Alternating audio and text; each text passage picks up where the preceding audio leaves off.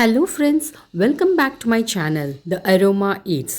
இன்றைக்கி நம்ம சேனலில் ஒரு அருமையான ரெசிபி பார்க்க போகிறோம். அது பாசிப்பருப்பு வச்சு செய்ய போகிற ஒரு ஸ்வீட் டிஷ் தான் பார்க்க போகிறோம். இது நார்த் இந்தியாவில் ரொம்ப ஃபேமஸான டிஷ்ஷு. அது என்னன்னு பார்த்தீங்கன்னா மூங் தால் ஹல்வா. இது யூஸ்வலாக பார்த்தீங்கன்னா வின்டரில் தான் ரொம்ப அதிகமாக செய்வாங்க. நார்மல் டைம்லேயும் கூட செய்யலாம். ஆனால் இது குளிருக்கு ரொம்ப சுட சுட சாப்பிட்டிங்கன்னா ரொம்ப டேஸ்டியாகவும் எம்மியாகவும் இருக்கும். இந்த ரெசிபி பார்க்குறதுக்கு முன்னாடி நம்ம சேனலை இது வரைக்கும் சப்ஸ்கிரைப் பண்ணாதவங்க சப்ஸ்கிரைப் பண்ணிக்கோங்க. பெல் ஐக்கானையும் கிளிக் பண்ணிக்கோங்க. ஒரு பாத்திரத்தில் 1 கப் அளவு பாசிப்பருப்பு எடுத்துக்கலாம். இது வறக்காதது தான். இதில் தண்ணி ஊற்றி ஒரு 4-5 வாட்டி நல்லா களைஞ்சி எடுத்துருங்க. இது நல்லா கழுவுனா இதில் உள்ள தூசி அப்புறம் பவுடர் மாதிரி இருக்கிறது இதெல்லாம் போயிடும். தண்ணி இல்லாமல் நல்லா வடிகட்டி எடுத்துக்கலாம். இப்போ இந்த பாசிப்பருப்பை ஒரு சுத்தமான துணியில் ஒரு 10 நிமிஷம் ஃபேனுக்கு கீழே காய வச்சு எடுத்துக்கோங்க. பாருங்கள், நல்லா காஞ்சிருச்சு, ஈரப்பசை இல்லாமல் இருக்குது. இந்த மாதிரி எடுத்தோம் அப்படின்னா கையில் ஒட்டக்கூடாது. அடுத்து ஒரு பேனில் இதை ட்ரை ரோஸ்ட் பண்ணிக்கலாம். அதாவது எண்ணெய் இதெல்லாம் எதுவும் ஊற்றாமல் அப்படியே சிம்லேயே வச்சு லைட் ப்ரௌன் ஆகிற வரைக்கும் வறுத்து எடுத்துக்கலாம். பாருங்கள், இந்த ஸ்டேஜில் ஸ்டவ் ஆஃப் பண்ணிவிடுங்க. நல்லா ஆறுனதுக்கு அப்புறம் அதை மிக்ஸி ஜாரில் ட்ரான்ஸ்ஃபர் பண்ணிவிட்டு நல்லா கொரன்னு அரைச்சி எடுத்துக்கோங்க.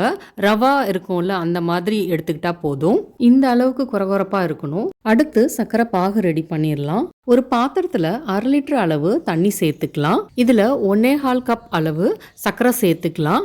இது கொஞ்சம் கூட குறைச்ச கூட எடுத்துக்கலாம் உங்கள் டேஸ்ட்டுக்கு ஏற்ற மாதிரி. இதை நல்லா கலந்து விட்டுக்கோங்க, கரையிட்டும். அடுத்து வாசனைக்காக 1 டீஸ்பூன் அளவு ஏலக்காய் தூள் அதையும் சேர்த்து நல்லா கலந்து விட்டுக்கோங்க. இதுக்கு கம்பி பதம் எதுவும் கிடையாது. ஒரு கொதி வந்தோடனே ஆஃப் பண்ணிவிடுங்க. இது ஒரு பக்கம் இருக்கட்டும். அடுத்து ஒரு கடாயில் நெய் சூடு பண்ணிக்கலாம். 1 டேபிள் ஸ்பூன் அளவு நெய் ஊற்றுங்க. இதில் 1/4 கப் அளவு முந்திரி பாதாம் சின்ன சின்னதாக நறுக்குனது சேர்த்துக்கலாம். சேர்த்து நல்லா பொன்னிறமாக ஆகிற வரைக்கும் வறுத்து எடுத்துக்கோங்க. அதே கடாயிலே 1 கப் அளவு நெய் எடுத்துக்கலாம். இதை லோ ஃப்ளேம்லேயே வச்சு சூடு பண்ணிக்கலாம். நெய் சூடானதுக்கு அப்புறம் இதில் 1 டேபிள் ஸ்பூன் அளவு ரவா அப்புறம் கடலை மாவு இது ரெண்டுத்தையும் சேர்த்து நல்லா கட்டி இல்லாமல் கலந்து விட்டுக்கோங்க. லோ ஃப்ளேம்லேயே வச்சு பொன்னிறமாக ஆகிற வரைக்கும் இதை வதக்கிட்டே இருங்க. பாருங்கள், இந்த கலரில் இருக்கணும். நான் சொல்கிற இந்த சின்ன சின்ன டிப்ஸ் ஃபாலோ பண்ணிங்கனாலே போதும். ஹல்வா ரொம்ப டேஸ்ட்டாக இருக்கும்.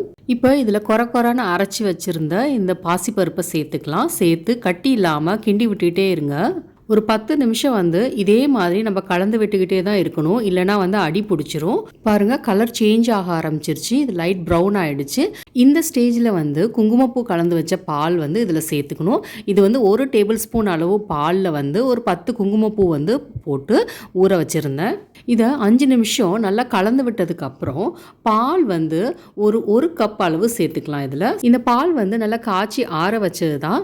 இதையும் சேர்த்து நல்லா கலந்து விட்டுக்கோங்க. சில பேர் பால் சேர்க்காம கூட செய்வாங்க. ஆனால் நான் பால் சேர்க்குறேன். இப்போ நல்லா கலந்து விட்டுக்கோங்க. சிம்லேயே வச்சு இந்த மாதிரி கெட்டி ஆகிற வரைக்கும் நல்லா கிண்டி விட்டுக்கிட்டே இருங்க. நம்ம பாசிப்பருப்பு கொரன்னு அரைச்சதுனால இது கொஞ்சம் வேகணும். அதுக்காக தான் நான் பால் சேர்த்தேன். அடுத்து நம்ம ரெடி பண்ணி வச்சுருந்த சர்க்கரை பாகு அதையும் இது கூட சேர்த்துக்கலாம். சேர்த்து நல்லா கட்டி இல்லாமல் கிண்டி விட்டுக்கோங்க.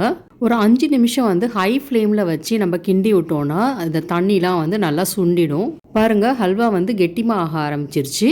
நம்ம இப்போ அடுப்பை சிம்லேயே வச்சுக்கலாம். இது ஒரு 20லேருந்து 25 நிமிஷம் இதே மாதிரி நம்ம விட்டு கிண்டிக்கிட்டே இருக்கணும். ஹல்வா அப்படின்னு சொன்னாலே அதுக்கு 3/4 மணி நேரத்துலேருந்து 1 மணி நேரம் செய்கிறதுக்கு டைம் எடுக்கும். இந்த ஹல்வா செய்கிறதுக்கு எவ்வளோ டைம் எடுக்குதோ ஆனால் சாப்பிட்றதுக்கு இவ்வளோ டைம் எடுக்காது.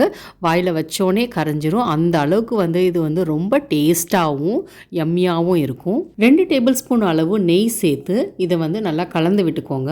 நெய் எவ்வளோக்கு எவ்வளவு நிறையா சேர்க்குறோமோ அந்த அளவுக்கு ஹல்வாவும் நல்லாயிருக்கும். இப்போ இந்த ஸ்டேஜில் நெய்யில் வறுத்து வச்ச முந்திரி பாதாம் அதையும் சேர்த்து நல்லா கலந்து விட்டுக்கலாம். ஹல்வாலேருந்து இப்போ தான் கொஞ்சம் கொஞ்சமாக கீ ரிலீஸ் ஆகுது. ஸோ இந்த ஸ்டேஜ் வரைக்கும் நம்ம கிண்டி விட்டுகிட்டே இருக்கணும். இப்போ இந்த ஸ்டேஜில் ஸ்டவ் ஆஃப் பண்ணிவிட்டு இதை ஒரு பவுலில் ட்ரான்ஸ்ஃபர் பண்ணிடலாம். பாருங்கள், பார்க்க எவ்வளோ நல்லாயிருக்கோ அதே மாதிரி சுவையும் ரொம்ப அருமையாக இருக்கும். இப்போ இதில் கார்னிஷிங்க்கு கொஞ்சம் முந்திரி பாதாம் நான் எடுத்து வச்சுருந்தேன். அதையும் இதுக்கு மேலே போட்டுக்கலாம். நம்மளோட டேஸ்டியான மூங் தால் ஹல்வா ரெடி. இது குழந்தைங்கள்லேருந்து பெரியவங்க வரைக்கும் எல்லாருமே ரொம்ப விரும்பி சாப்பிடுவாங்க. இந்த டெலிஷியஸான ரெசிபியை நீங்களும் வீட்டில் ட்ரை பண்ணி பார்த்துட்டு கண்டிப்பாக கமெண்ட் பண்ணுங்கள். இந்த ரெசிபி உங்களுக்கு பிடிச்சிருந்துச்சுன்னா கண்டிப்பாக லைக் பண்ணுங்கள், ஷேர் பண்ணுங்கள், சப்ஸ்கிரைப் பண்ணுங்கள். தேங்க்யூ.